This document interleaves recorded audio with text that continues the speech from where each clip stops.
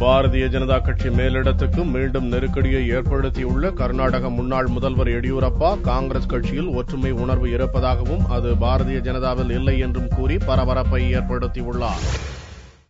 தனது ஆட்சிக் காலத்தில் சுரங்க நிறுவனங்களுக்கு ஆதரவாக நடந்து கொண்டதாக கர்நாடக முன்னாள் முதல்வர் எடியூரப்பா மீது எழுந்துள்ள புகார்கள் மீது சிபிஐ விசாரணை நடத்த உச்சநீதிமன்றம் கடந்த வாரம் உத்தரவிட்டது.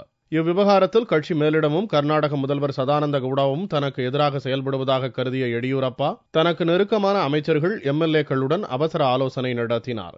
அப்போது முதல்வர் சதானந்த கவுடாவுக்கு எதிராக 9 அமைச்சர்கள் தங்களது ராஜினாமா கடிதங்களை எடியூரப்பாவிடம் அளித்ததாக தகவல்கள் வெளியாயின. இதை புதனன்று எடியூரப்பா உறுதிப்படுத்தினார்.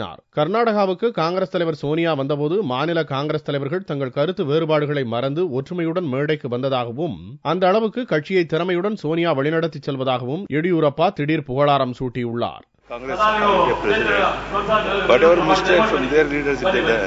He will inquire and he will give strength to them and give protection to them. Then only the law will take its own place. But whereas in our political parties, even whether you have done mistake or not, they will blame our own leaders.